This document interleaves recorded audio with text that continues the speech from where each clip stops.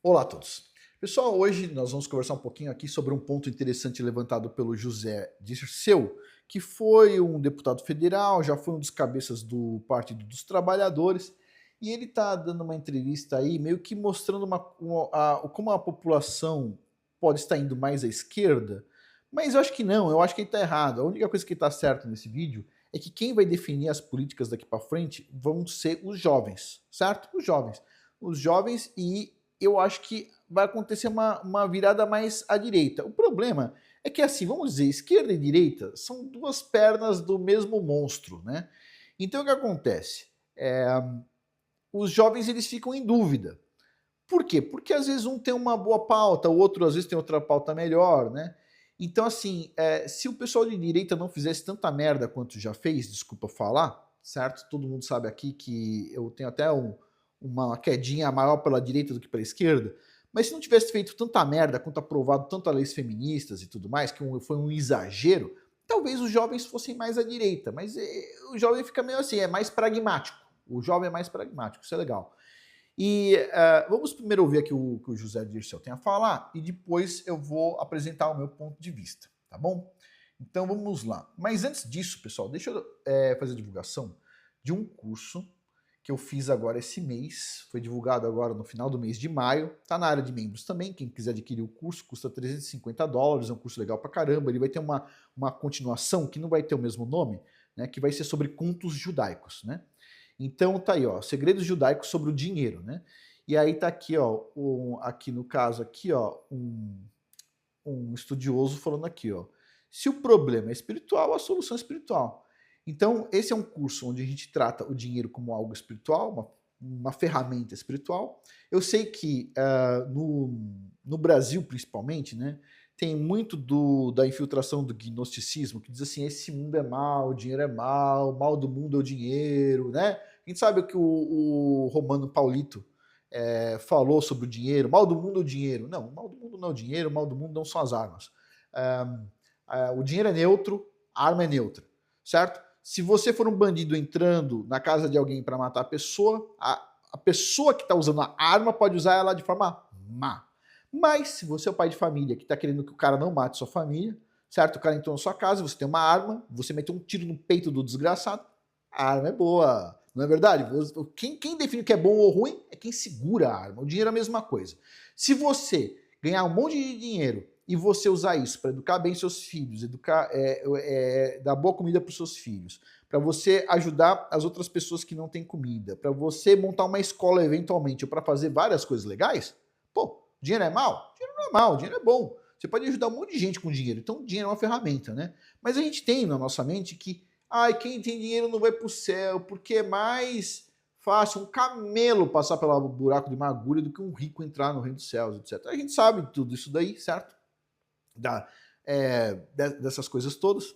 E as pessoas elas veem isso com uma mente gnóstica. E a mente gnóstica diz que esse mundo é uma coisa horrorosa, né?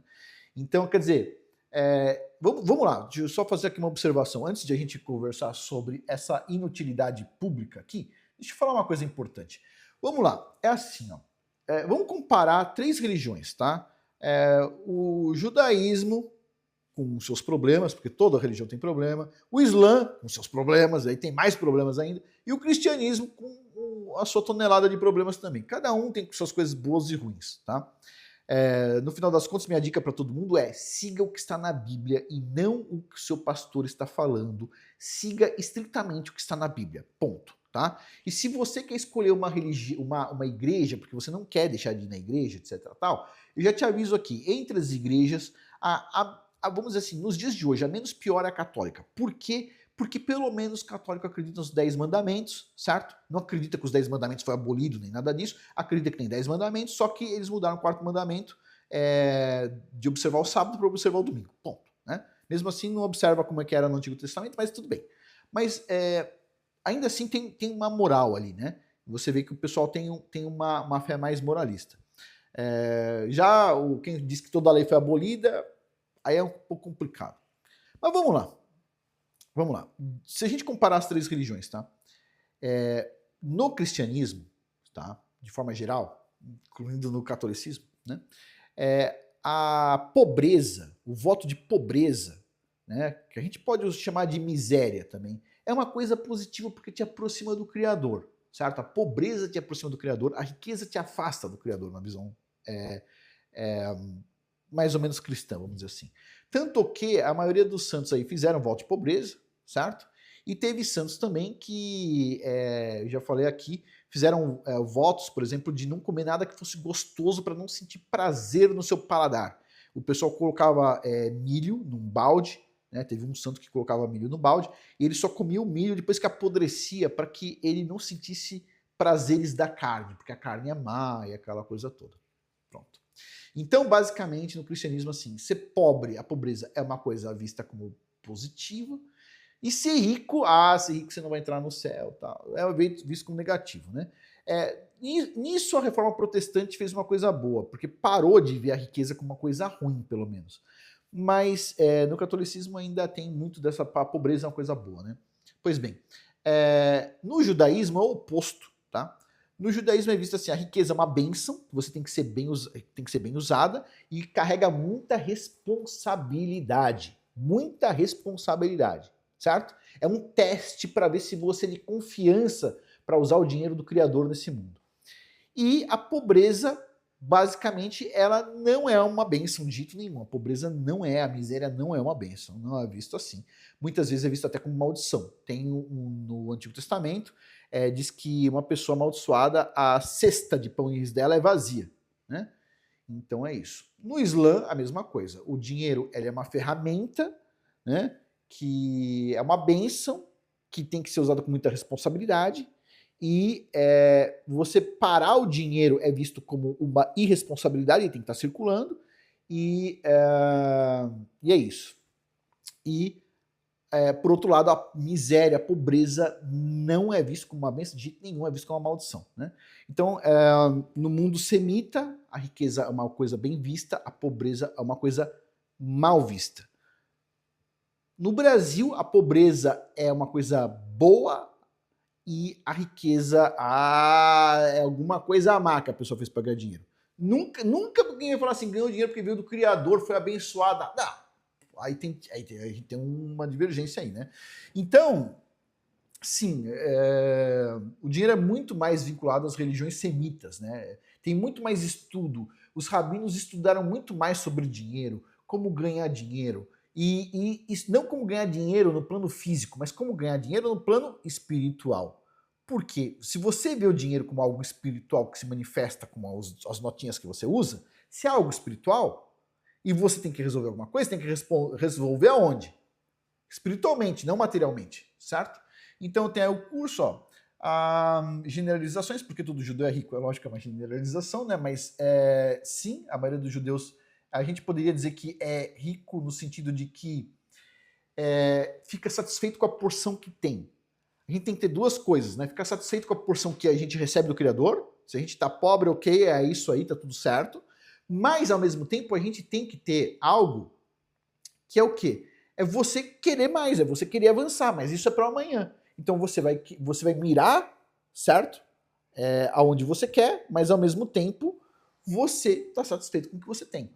Aí, ó, nesse curso aqui, tem aqui o ponto de vista de grandes rabinos da prosperidade, como o rabino Shalom Arushi, certo? Que tem também muita coisa bacana sobre relacionamento. O rabino Jonathan Sachs, o rabino Noah Weinberg, o rabino Israel Meir Kagan, tem um outro nome em hebraico, mas deixa assim mesmo por enquanto, e também algumas visões do misticismo judaico a Kabbalah. Pessoal, alguém me perguntou, principalmente porque eu coloquei o curso no ar, se eu acredito em Kabbalah. Pessoal, vamos lá. Deixa eu deixar bem claro aqui. Vamos fazer uma pergunta mais grotesca, que não tem nada a ver com Kabbalah.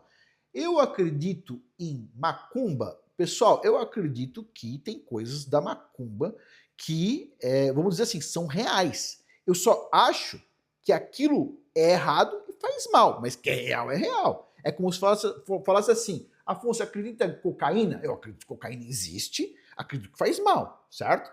Agora, eu não uso e nunca indicaria usar e digo para todo mundo que faz mal, ponto. Então se alguém falar de macumba, eu vou falar a mesma coisa, eu só acredito em macumba. É claro que existe, mas eu acho que você não deve se meter com isso. A Kabbalah é o seguinte, ela é o misticismo judaico num nível que tem muita confusão, certo? Tem muita confusão. Então, antigamente, os rabinos eles indicavam que só quem tivesse mais de 40 anos de idade e fosse casado podia estudar Kabbalah, certo? Ou seja, pessoas mais jovens não deveriam. O que aconteceu foi que a Kabbalah se popularizou. Então, hoje em dia, quase todo mundo aí, em algum momento, já ouviu falar alguma coisa de Kabbalah. E aí a pessoa vai entrar dentro. Quando ela entra dentro, ali é um lugar que é como se fosse... Tem vamos dizer assim, não vou entrar em muito profundo nisso, mas o ponto pode gerar desvio no meu ponto de vista. Quer dizer, não é que é um conhecimento inválido, é que é um conhecimento que tem coisas misturadas, e se você não leu a Torá algumas vezes, talvez, sei lá, 10 vezes, se você não está bem firme na Torá, você pode ter algum desvio. Então, eu não indico Kabbalah, mas existe? Existe. É uma coisa terrível? Não, não é uma coisa terrível, mas se você não tiver preparado, pode ser negativo.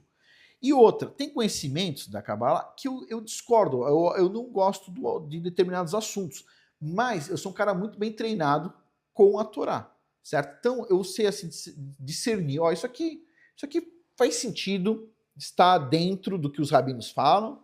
Eu também sei discernir quando um rabino às vezes está dando uma lição e na verdade ele está falando de Kabbalah, eu sei discernir isso.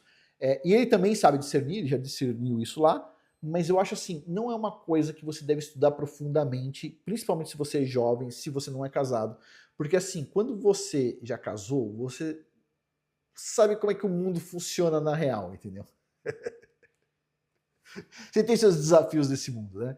Então assim, esse é um ponto. Então tá, dito isso, não estou validando a Kabbalah, estou dizendo assim, tem alguns pontos da Kabbalah que explicam algumas coisas energéticas. Por exemplo, vamos dizer assim, se o dinheiro é abundante no mundo, por que as pessoas não têm dinheiro? Né? Vamos lá, e aí tem uma outra coisa, já poderia responder, bom, vou nesse ponto. Se é abundante, por que as pessoas não têm dinheiro? Ela não tem dinheiro porque ela não tem um recipiente para pegar. Imagina que o dinheiro está por aqui, certo? Só que você não tem recipiente para pegar, é como se estivesse chovendo, mas você tá chovendo, certo? Você quer beber água, aí você vira a boca para cima e cai umas gotas na sua boca, molha toda a sua cara, molha você inteirinho e você não consegue beber água direito, percebe? Você precisa de um copo, um recipiente, certo? Para coletar a água, para você usar isso corretamente. O dinheiro é a mesma coisa, você precisa de um recipiente, certo? Então a Kabbalah fala muito sobre recipiente, nisso eu concordo, você precisa de recipiente para pegar suas bênçãos, entendeu? Como é que você faz isso, né? Então, aí ó, eu fiz aqui um módulo sobre religião comparada, né, comparando a visão cristã, a visão islâmica, e colocando o equilíbrio entre a ambição e o contentamento, lembrando que no Brasil a gente confunde a palavra ambição com a palavra ganância, são duas palavras diferentes, uma é positiva e outra é negativa, você tem que ter ambição, certo? O que você não pode ter é ganância, certo? Que é simplesmente ver o número da sua conta aumentando, você nem sabe o que vai usar aquele dinheiro. Você ganha dinheiro para você gastar, pô. Não é para você ficar parado lá o dinheiro. O dinheiro foi feito para circular, certo? Mas tudo bem. Quer dizer, vamos lá de novo. A gente fala muito sobre isso no curso. E tem um módulo aqui que eu coloquei porque muitas pessoas já tinham me pedido. E eu falei, não, eu vou colocar aqui porque os rabinos têm uma boa visão sobre isso. Procrastinação, né? Um tema moderno. Se você for ver, né? Eu estou falando aqui sobre o lado espiritual da procrastinação. Lógico que você tem dois motivos para a pessoa procrastinar. Um é quando ela é uma pessoa perfeccionista, quer fazer tudo perfeitinho, etc. Tal, e aí a pessoa, né? Ela não consegue fazer, ela fica adiando, esse é um problema, aí tem um curso sobre isso, que é o curso de perfeccionismo que eu tenho, mas o que a gente aborda aqui não é isso, é quando você tem um excesso de informação. É quando você é viciado, por exemplo, em vídeos do TikTok, até do YouTube mesmo, ou de qualquer outro lugar, quando você está viciado em informação. A informação em si, se você não colocar ela em prática, ou você não tiver um entendimento profundo da informação, você está só se entretendo, entendeu? Então você tem que tomar cuidado com isso, mas isso eu explico aqui, ó, do lado espiritual da procrastinação, nessa distração crônica, os primeiros passos para entrar no eixo, para você sair desse estado e para o estado normal, e as orações que eu estou indicando aqui desde manhã e tal, e quando eu digo orações, de novo, pessoal, são oração. Quando a pessoa fala assim, é a hora de orar, aí o cara vai lá e lê um livro que diz que é a hora de orar, tá horário, a pessoa fala assim, é 1 hora para orar. Não é pra ficar 1 hora rezando, caramba. Ninguém consegue. Você vai conseguir fazer um dia ou dois, depois nunca mais vai fazer. certo? Rezar é minuto, 1 minuto, 2 minutos, é rapidinho, às vezes segundos. Todo mundo fala assim, o muçulmano reza 5 vezes por dia, né? Por exemplo. O muçulmano reza 5 vezes por dia, mas quantos segundos demora? Já tem um colega muçulmano que quando ele vai rezar demora o quê? 20 segundos? É rapidinho, o cara lava a mão, lava o pé, deita ali, pronto. Né? É rezar, é você separar um pedacinho do seu dia para falar assim, olha, Criador, lembrei do Senhor, estou aqui rezando, pronto. E tem a oração que você vai falar com o Criador, vai agradecer, você tem que todo dia agradecer por ter acordado vivo, certo? Eventualmente, se você morreu, você não acordou, mas você entendeu o que eu quis dizer, né? Mas as pessoas, elas eventualmente morrem quando estão dormindo. Você tem que acordar tem que agradecer pela sua vida, você tem que agradecer pelas suas coisas, tudo bem, mas tudo isso eu falo no curso. E aqui eu coloco todo esse ponto de vista, são 3 horas e meia de curso, certo?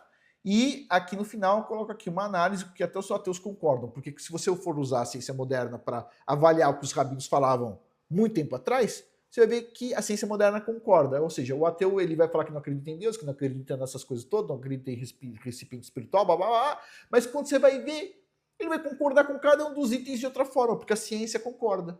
Quer dizer, só que a diferença entre o ateu e quem acredita na Bíblia é que o ateu só descobriu essas coisas no século XX, e quem acredita na Bíblia já descobriu isso 3.000 anos atrás. Agora o cara pode falar, não, eu sei tudo, não preciso da Bíblia. Pois é, mas se você tivesse nascido 2.000 anos atrás, você era só um idiota que não ia saber de nada se você não acreditasse na Bíblia, certo? E tudo bem. E é isso, é um curso legal pra caramba. Quem tá na área de membros, vai lá, aproveita, tá na área de membros de curso, certo? Nesse mês, lá pelo dia 10, eu vou abrir a área de membros, vai estar com valor um pouquinho maior, tá? Na verdade, ela já tá aberta, só não vou fazer divulgação dela agora, né? Eu abri ela agora, que dá um trabalho em abrir, mas lá pelo dia 10 eu começo a divulgar a área de membros, porque eu não quero encher o saco de vocês demais. Mas, obviamente, já tô falando aqui, esse curso é um curso legal pra caramba, quem tá lá na área de membros, vai lá e aproveita, esse curso vale a pena. E esse curso vai ter uma parte 2, como eu falei aqui, que vai ser sobre a sabedoria dos contos judaicos, né? Que é uma forma de ensinar tudo isso e guardar na cabeça até dos jovens, né? São contos interessantes, então a gente vai ter isso, vai ter contos judaicos, vai ter um curso sobre contos judaicos mais para a área de relacionamento, tem uma série de cursos aí que a gente vai estar colocando um foco bíblico também, além dos cursos que vocês sabem que tem, né? Sempre na área de membros, né? Que são cursos de vendas e tudo mais, mas isso a gente conversa mais para frente. Mas vamos voltar aqui ao Zé Dirceu. Vamos lá. Agora que a gente falou sobre a parte útil da coisa, muita gente deve ter entendido, pelo menos que o dinheiro é algo espiritual, é uma ferramenta, e é neutro, não é negativo, e se você for rico, você não vai para o inferno, entendeu? Esquece isso. Mas vamos lá. Vamos aqui. E detalhe, do ponto de vista rabínico, a pobreza ela é um perigo para te afastar do Criador. É o oposto do que diz os padres muitas vezes. Porque a pobreza, quando a pessoa está numa pobreza extrema, eventualmente ela pode sentir a necessidade de roubar para levar comida para casa. Está te afastando do Criador, é um roubo, certo? Eventualmente alguém pode ficar tão inconformado com a miséria que pode matar outra pessoa para pegar uma carteira. Quer dizer, você percebe que pode te afastar mortalmente do céu, a pobreza? A pobreza ela é muito mais perigosa do que a riqueza. Embora a riqueza é mais difícil de trabalhar, certo? Exige você ter muita atenção, tipo, a pobreza também não é fácil. Dito isso, vamos ouvir aqui o Zé Dirceu. Vamos aumentar esse som aqui. Por quê? Porque nós estamos vivendo um outro Brasil. Esse apoio de 84% da juventude ao fim da escala 6x1, talvez seja o fato político mais importante dos últimos 20 anos, Mário. 84% da juventude apoiando o fim da escala 6x1, ok? Isso significa que a juventude brasileira entrou na arena política e entrou pela internet. Por isso que... Isso é uma verdade, a juventude entrou pela internet, concordo com ele, e concordo que a juventude vai ditar as regras para frente, concordo também. Os senadores e deputados ficaram desesperados quando eles viram a força na internet, no gabinete deles lá, quando bota o olho. Concordo, quer dizer, até os caras que falavam que era contra a escala 6x1, eles foram lá e justificaram assim, não, a gente vai apoiar para depois mostrar que o governo vai perder não sei o quê. A verdade é que os caras enfiaram o rabo no meio da perna, certo? Ficaram cagados de perder a eleição e foram lá e votaram contra o que eles dizem que acreditam. Agora, ficou foda isso, né? Você vai votar numa pessoa e a pessoa diz que acredita em tal coisa, mas eventualmente ela diz assim, eu votei oposto ao que eu acredito, porque eu queria demonstrar que o outro lado estava errado. Agora, aí fica difícil escolher mesmo, aí fodeu com tudo. Mas eu concordo que a juventude, ela vai decidir as coisas daqui para frente, certo? Mas tudo bem. Só que essa juventude, ela tá vendo outras coisas que o José Dirceu não tá falando aí, hein? E aí a gente, vamos lá, a gente vai ver aqui algumas coisas. Por exemplo, o que a juventude tá vendo? Ela tá vendo isso aqui, ó. Isso aqui é do canal Criados para Governar, é um canal muito interessante. E depois, já estou inscrito, inclusive. Agora, deixa eu colocar aqui. Olha só. Para mais, mas olha o comportamento, a postura, a atitude. Isso aqui é o cara fazendo o Uber dele para ganhar dinheiro para a família dele. E aqui atrás tem uma mulher batendo no cara por nada. Você vai me abandonar aqui na corrida agora? A senhora me agrediu. Você vai me abandonar aqui? A senhora me agrediu. Eu agredi. Eu vou Você parar. vai me deixar ali? Eu vou parar e deixar a senhora aqui. Você vai me deixar aqui. Eu vou parar e deixar... Mas você vai me abandonar. Você vai me abandonar aqui na corrida agora? A senhora me agrediu. Você vai me abandonar aqui? A senhora me agrediu. Eu agredi sim. A senhora acabou de... Você imagina? Então vamos lá. A gente já cansou de ver vídeo de pessoas usando Uber e agredindo o motorista do Uber, certo? Os jovens veem que conseguem ganhar um dinheiro com Uber. Será que esses jovens estão felizes com as leis que os governos de esquerda, eventualmente de direita também estão fazendo? Como, por exemplo, lei de misoginia. Essa mulher aí poderia colocar esse cara na cadeia se tivesse lei de misoginia. Sendo que quem está apanhando é ele, não fez absolutamente nada. Será? Pergunta para o Zé Dirceu aí, será que os jovens vão estar afim de tentar ganhar dinheiro para a família deles e tomar um soco na cara e ir preso porque apanhou? Será que os jovens estão afim de apoiar determinados políticos que estão destruindo os casamentos, tanto na esquerda quanto na direita? Será? Será que os jovens estão afim? Olha só isso aqui. Esse aqui é uma moça dizendo o seguinte, ó, que hoje ela descobriu que a filha dela de 7 anos realmente mentiu sobre a outra namorada do marido dela como vingança por ter sido castigada e que ele nunca traiu, então, ela. Estamos bem avançados no processo de divórcio e ele não quer me perdoar por não ter acreditado nele quando negou tudo. Então a filha da mulher, provavelmente não é a filha do cara, a filha da mulher, o cara foi lá, se relacionou com a mulher, que é uma filha, a filha foi lá, a filha não queria mais que o cara tivesse relacionamento com a mãe, porque eventualmente a menina apanhou por algum motivo, e agora ela foi lá e falou que o cara tinha outra namorada. Agora, depois, já no final do divórcio, a menina diz assim, pois é, era mentira. Mas aí vem a pergunta, como é que essas crianças estão aprendendo a falar esse tipo de coisa? Como é que passa na cabeça da criança falar essa mentirinha? Quem que tá ensinando isso? Como é que tá isso aí, hein? Pois é, olha isso aqui. Vamos lá. Não só, isso aqui é um vídeo lá do Asmongold Clips. E aqui tá um cara, se eu não me engano, do Reino Unido aí, ficando muito feliz aí por um cara tá voltando ao Reino Unido. O nome do cara é Alavrovsky, tá? É um nome difícil demais para que eu esteja lendo. Então, olha só, quem tá feliz? Vamos ver aqui, ó. O cara diz assim, ó. O cara que o Alavrovsky diz o seguinte, falando para os estudantes que ele, o cara que tá voltando aí, certo? Ele era racista. E dizendo que ele era racista porque ele não gostava de pessoas brancas. Tá. Entendi. É bom, o sincericídio pro pessoal de esquerda sempre é bom. Né? Ele dizendo aqui, ó, que ele odeia pessoas brancas. Alguém gosta de ódio, pessoal? Quem gosta de ódio são as pessoas de como o movimento político gosta mais de ódio. É muito simples. Faz o seguinte, você faz uma placa apoiando a esquerda, faz uma placa apoiando a direita e vai dentro da Universidade de São Paulo para ver se você vai ser espancado quando você estiver com uma das duas placas. Você vai ver quem gosta de ódio. Você vai ver quem gosta de ódio. Vai lá, pega uma placa lá, uma falando contra o aborto, vai no meio de uma faculdade de humanas lá da USP e vê se você não vai apanhar, meu. Então, beleza. Dito isso, vamos ver aqui, ó. Outras mensagens de amor do cara aqui, ó. O cara dizendo aqui que ele considera que matar qualquer colonialista ou zionista é um herói. Tipo assim, esse é o pessoal aí que chama os outros de nazista, né? Uhum. O que mais tem aqui, ó? Não se incomode. We're only discussing how we will take over your town. Ok, o cara falando assim, não, a gente está discutindo como tomar a sua cidade e violentar as suas mulheres. Uhum. Ok, o cara falando um monte de coisa, fazendo o sincericídio dele. Aí, será que os caras mais jovens não estão vendo isso? Ou vocês já conseguiram radicalizar os caras mais jovens? Porque você pode radicalizar o cara jovem.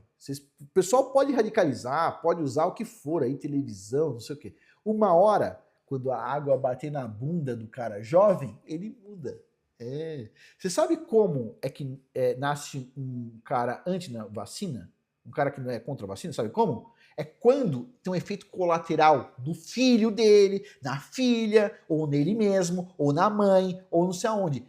Todo mundo que vai para um movimento desse, que é do contra, é porque alguma coisa, o cara sempre foi favorável e depois tomou no cu em algum momento, certo? Não estou dizendo que você não deva tomar nem nada, estou dizendo o seguinte, estou falando que a experiência diz que todo mundo que tomou no cu com uma ideologia se torna o maior inimigo dessa ideologia, ponto. O que vai acontecer com as leis agora? Essas leis aí do pessoal de esquerda, por exemplo, lei da misoginia, que nem passou para aprovação de votação, E o pessoal tentando fazer os contornos, ampliando a Lei Maria da Penha, por exemplo. Vamos ver o que vai acontecer. Olha isso aqui, os jovens, vamos ver os jovens que vão votar no futuro. Eles estão ficando mais espertos que eu e que outras tantas pessoas no passado já foram. Vamos ver aqui, ó. Duas crianças aí, ó. O que é um socialismo? Socialismo é quando você tem duas vacas, o governo te tira uma e dá pro vizinho que não faz bosta nenhuma e você fica só com uma vaca. E o que... Socialismo é quando você tira a vaca da pessoa, dá pro vizinho que faz bosta nenhuma. Beleza. O que é um comunismo? Comunismo é quando você tem duas vacas, o governo te tira as duas vacas e fala que vai dar o leite e te mata de fome. Ah, entendi. E o que é um fascismo? Fascismo? Fascismo é simples.